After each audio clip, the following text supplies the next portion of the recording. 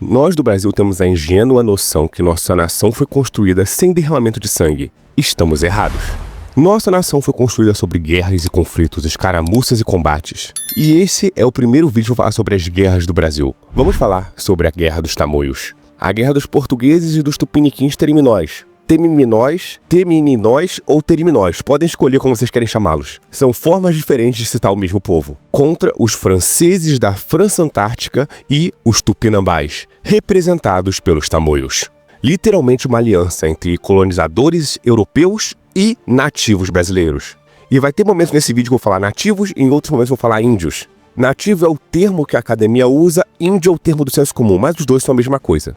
Todas as narrativas são construídas por generalizações e simplificações. E todo vídeo no YouTube é um resumo sobre uma história. Mas se tem uma história que tem paixões ardentes, é a Guerra dos Tamoios. Se tem uma história aqui do meu amado Rio de Janeiro que é muito carregada de visões políticas, é a guerra contra a Confederação dos Tamoios.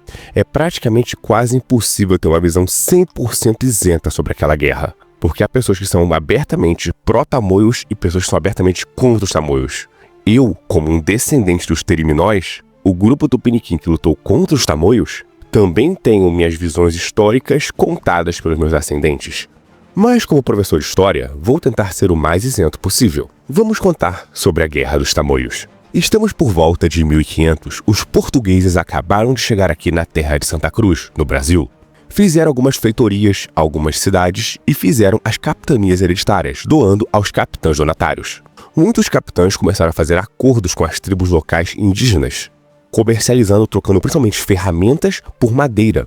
Os indígenas não trabalhavam com ferro, não sabiam fazer a arte da ferraria e da fundição. Então eles trocavam espelhos, machados e enxadas para poder praticar agricultura em suas tribos em troca de vender a madeira aos portugueses. Era um escambo de uma troca interessante. Por conta disso, muitas tribos indígenas começaram a se aliar aos portugueses. Houve vínculos religiosos de casamento documentados entre portugueses e indígenas. Já outras tribos indígenas preferiram resistir. E isso aconteceu certos problemas. Até que no ano de 1550, mais ou menos, os franceses tentaram invadir o Rio de Janeiro. A Confederação dos Tamoios foi presumivelmente criada entre 1546 até 1550. Quando os portugueses chegaram no Brasil em 1500, descobriram dois grandes grupos de indígenas, os tupis e os guaranis. Os tupis mais ao norte do Brasil e os guaranis mais ao sul do Brasil. E no grupo dos tupis se dividia em dois grupos, os tupiniquins e os tupinambás. E se você olhar do gentílico histórico, você vê que eram dois grupos que se detestavam. Eram dois grupos nômades que viviam no litoral do Brasil e frequentemente se enfrentavam. Os tupiniquins tinham o norte do Rio de Janeiro até quase a Bahia, e bem no final do Rio de Janeiro, passando por São Paulo, Santa Catarina, até mais ou menos o Rio Grande do Sul, mas mais embaixo ficam os guaranis, que eram os carijóis. E os tupinambás eram dois grupos principalmente, os tupinambás do norte da Bahia e os tupinambás do Rio de Janeiro, que eram os tamoios. Qual era a principal diferença entre os tupiniquins e os tupinambás? As principais diferenças estavam na religiosidade deles e na prática da antropofagia. Os tupiniquins, de acordo com escritos da época dos portugueses, já que os próprios não geravam nenhum texto, não tinham o hábito de praticar a antropofagia de forma estrita, apenas em guerra e questão ritualista, ou seja, eles não eram propriamente canibais. Já os tupinambás e os tamoios principalmente comiam carne humana, praticavam antropofagia não só ritualística, mas como uma prática cultural. As gravuras da época mostram muito isso. Quando a França Antártica tentou tomar o Rio de Janeiro, eles se aliaram aos tamoios. Os grupos indígenas frequentemente guerreavam, pois eles tinham fronteiras elásticas, eles não tinham fronteiras fixas, eles invadiam as terras uns dos outros e lutavam. Apesar dos tamoios e dos tupinambás não terem uma boa relação com os portugueses, o que fez de fato a guerra começar foi a invasão dos franceses no Rio de Janeiro.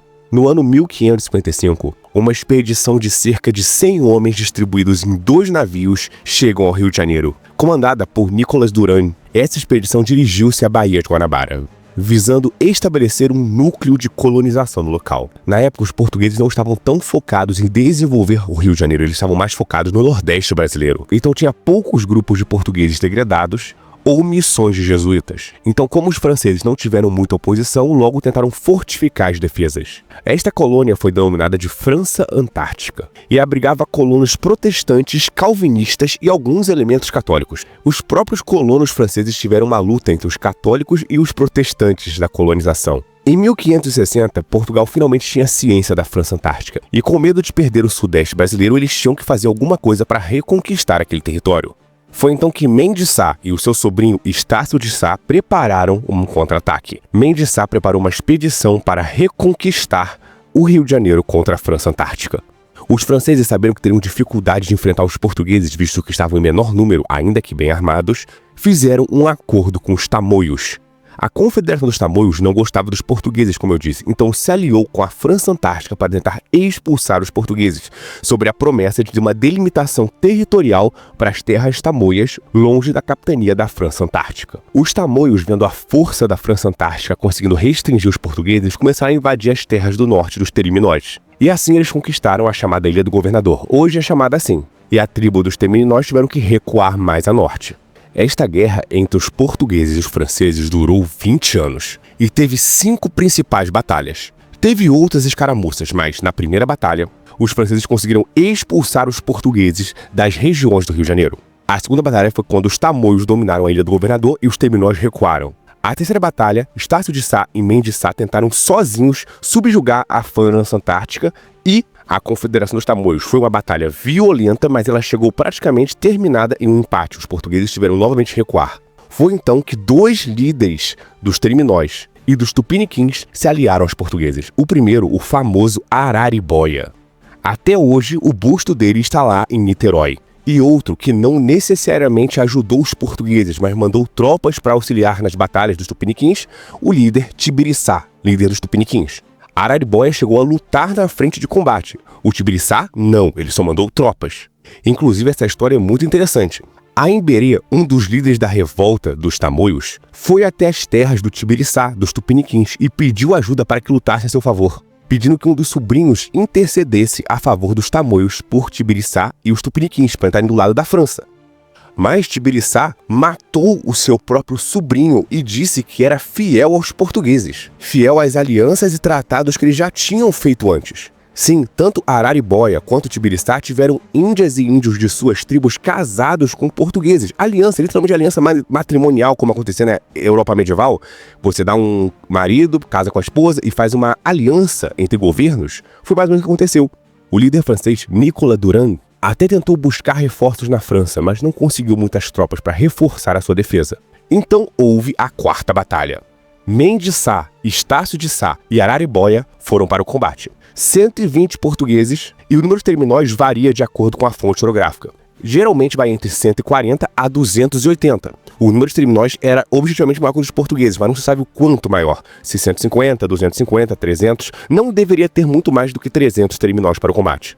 Nessa quarta batalha, os portugueses de fato venceram juntos e os franceses recuaram para o forte deles. A batalha final se aproximava. 10 galeões portugueses prepararam para bombardear o forte francês na Baía da Guanabara. Em 20 de janeiro de 1567, 150 franceses e mais ou menos uns 500 a 800 tamoios são bombardeados seguidamente no forte.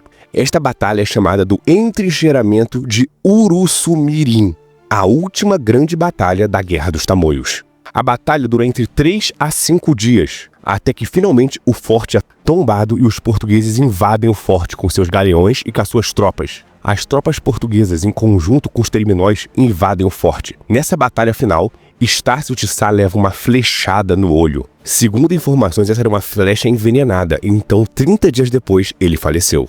A batalha campal na ilha envolveu mais ou menos 1.200 combatentes, entre portugueses e Terimnós, que eram mais ou menos uns 420, e os franceses e tamoios, que somavam o resto das forças. Nessa batalha, a cabeça do líder da Confederação dos Tamoios, Aimberê, foi decapitada, foi arrancada. Não se sabe por quem foi, mas as lendas dos Terimnós do estado do Rio de Janeiro do Norte falam que foi o próprio Araribóia que arrancou a cabeça do Aimberê. E eu acho que faria sentido um líder enfrentando o outro numa batalha final e este sendo derrotado pelo líder Terimnó. Mas não posso garantir que foi ele que decapitou a cabeça do líder tamoio. Pode ter sido qualquer soldado. Mais de 300 tamoios e algumas dezenas de franceses foram mortos. O padre jesuíta, o José de Anchieta, escreveu sobre esta campanha. Disse o que os Terimnós fizeram depois. Mais de 160 aldeias de tamoios incendiadas. Os franceses são praticamente derrotados ali, mas os tamoios recuam para vilas próximas, com alguns pequenos grupos franceses. E aí então os Terimnós fazem o seu trabalho. Sabendo que os tamoios perderam tropas e estavam desorganizados, o líder Araribóia e os Terimnós fizeram aquilo que os tamoios fizeram com eles primeiro ao invadir a ilha do governador. Os Terimnós caçaram e exterminaram praticamente todos os tamoios. Tem até uma pintura que diz o último tamoio, que é literalmente um tamoio morrendo nos braços de um jesuíta. Essa imagem é um exagero, mas de fato os Terimnós caçaram e exterminaram todos os tamoios possíveis. Porque o seu povo foi caçado e quase exterminado quando a ilha foi invadida pelos tamoios. Era uma característica, eles tinham um ódio entre eles por questões religiosas, culturais e territoriais. Era uma rivalidade muito antiga. Então Araribóia e os Terimnós viram que aquela era a chance de exterminar para sempre a ameaça dos tamoios contra eles. Mas aí você pergunta, como os portugueses e franceses diferenciavam tamoios e Terimnós? Na prática, eles não tinham nenhuma diferença, apenas os índios conheciam a sua diferença. Os nativos conheciam a diferença de cultura, tonalidade de pele, forma de se falar a língua tupi, até mesmo o sotaque que eles falavam o idioma tupi. Então eles se diferenciavam. Após essa vitória, Estácio de Sá e Mendes Sá fundaram a cidade do Rio de Janeiro. Mas a verdade é que a cidade foi fundada em 1º de março de 1565. Mas ela foi refundada em 20 de janeiro. Por conta daquela batalha, é uma refundação, é um marco teórico da fundação da cidade. Não é fundação prática, é uma fundação mitológica. Por isso que a homenagem da cidade do Rio de Janeiro é 20 de janeiro. O aniversário da cidade é 20 de janeiro. É uma fundação quase mítica. É quase uma fundação mítica, como o Reino das Astúrias, ou a fundação romana de Rêmulo e Rômulo.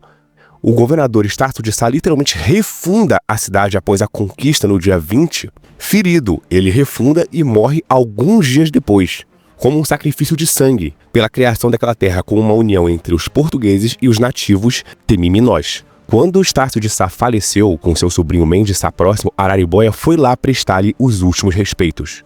Inclusive, há lendas que foi ali que ele começou a se converter ao catolicismo.